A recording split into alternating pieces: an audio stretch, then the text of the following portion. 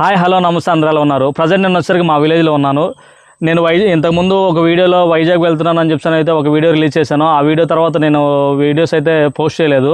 అక్కడికి వెళ్ళిన తర్వాత లొకేషన్స్ చూడటం, రూమ్స్ తీసుకోవటం, షూట్ చేయటం, వీడియోస్ తీయటం, ఒక్కొక్క వీడియో ఎడిటింగ్ చేయాలంటే 2-3 అవర్స్ పడుతుంది. సో అందుకనే నేనేం చేశానంటే వీడియో షూట్ చేసుకుందాం, తర్వాత ఎడిటింగ్ చేయొచ్చు అనే ఉద్దేశం మీద అయితే నేను వీడియోస్ అయితే రిలీజ్ చేయలేదు. సో ఇప్పటి నుంచి నేను మీకు వీడియోస్ అయితే పోస్ట్ చేస్తాను 2-3 డేస్కి ఒకసారి. మీకు చేసే రిక్వెస్ట్ ఏంటంటే వీడియో నచ్చితే లైక్ చేయండి, అలాగే కుదిరితే మీ ఫ్రెండ్స్ అండ్ ఫ్యామిలీ మెంబర్స్కి షేర్ చేయండి. ఇంతవరకు సబ్స్క్రైబ్ చేసుకునే వాళ్ళు ఉంటే సబ్స్క్రైబ్ చేసుకోండి.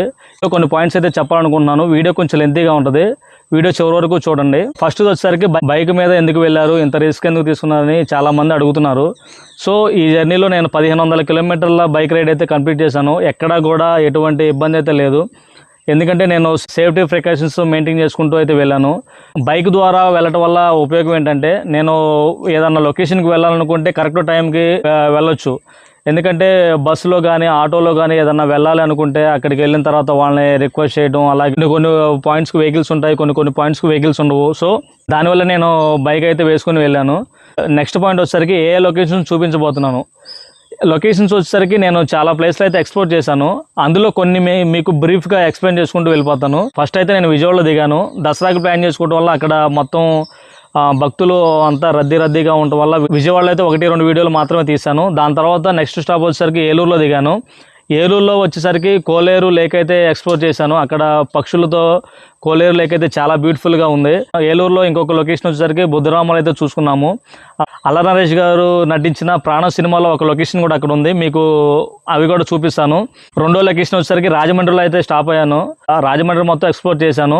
రాజమండ్రిలో అక్కడ మనకి కేబుల్ బ్రిడ్జ్ అయితే బాగా ఫేమస్, ఆ కేబుల్ బ్రిడ్జ్ కూడా ఎక్స్ప్లోర్ చేశాను. అక్కడ నుంచి ఒక 80 కిలోమీటర్స్ దూరంలో మారేడుమిల్లి ఉంది, మారేడుమిల్లి కూడా ఎక్స్ప్లోర్ చేశాను. అక్కడ బొంగులో బిర్యానీ అవి కూడా టేస్ట్ చేశాను, అవి కూడా మీకు పోస్ట్ చేస్తాను. మూడో ప్రదేశం వచ్చేసరికి అన్నవరం అయితే వెళ్ళాను. అన్నవరంలో శ్రీ సత్యనారాయణ స్వామి టెంపుల్ని అయితే ఎక్స్ప్లోర్ చేశాను, అవన్నీ వీడియోస్ తీశాను.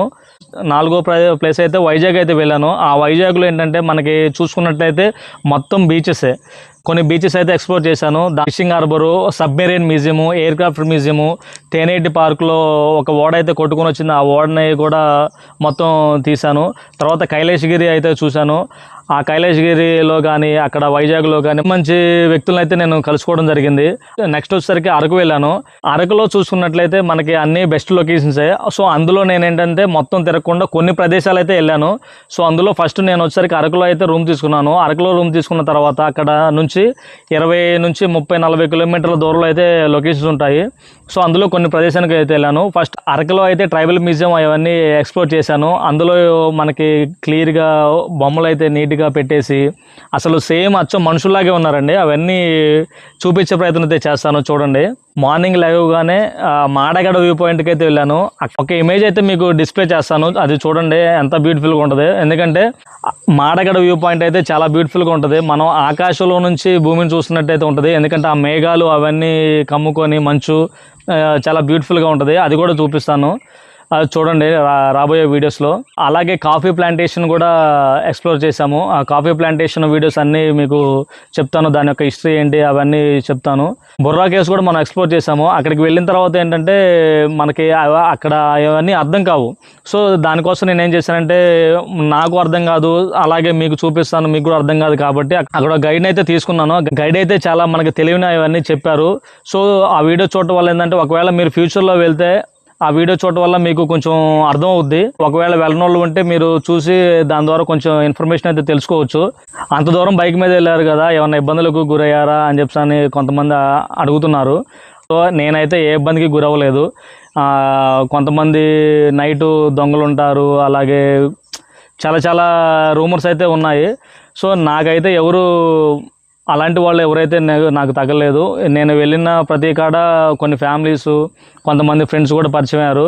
ఎక్కడ ఏమి ఇబ్బంది లేదు. సంతోషం కలిగించిన విషయాలు ఏంటంటే అక్కడ ట్రైబల్స్ని దగ్గర నుంచి చూస్తున్నాం, వాళ్ళతో ఇంటరాక్ట్ అవ్వటం, అలాగే తెలియని వాళ్ళని అడిగి తెలుసుకోవటం, అవన్నీ నాకు కొత్తగా అనిపించినాయి, సంతోషం కలిగించినాయి. ఈ జర్నీ వల్ల అయితే నేను చాలా నేర్చుకున్నాను. అలాగే మీకు కూడా రాబోయే వీడియోస్లో అవి కూడా చెప్తాను. సో వీడియోస్ అయితే చూడండి. నచ్చితే లైక్ చేయండి. మీరు లైక్ చేయడం వల్ల నా వీడియో కొంతమందికి రికమెండ్ అవుద్ది. అలాగే మీ ఫ్రెండ్స్ అండ్ ఫ్యామిలీ మెంబర్స్కి షేర్ చేసి సబ్స్క్రైబ్ చేసుకోమని చెప్పండి. అలా చెప్పడం వల్ల నాకు కూడా బూస్టింగ్గా ఉంటుంది. అలాగే నాకు కూడా కొంతమంది సబ్స్క్రైబర్లు పెరుగుతారు. ట్రావెలింగ్ అనేది చాలా ఎక్స్పెన్సివ్ జర్నీ కాబట్టి నాకు కూడా చాలా బాగా యూజ్ అవుతుంది. అలాగే ఇంతవరకు నా వీడియో చూస్తూ సబ్స్క్రైబ్ చేసుకునే వాళ్ళు ఉంటే సబ్స్క్రైబ్ చేసుకోండి. సో ఈ వీడియో అయితే ఇక్కడితో ముగిస్తున్నాను. నెక్స్ట్ వీడియోలో మళ్ళీ కలుసుకుందాం.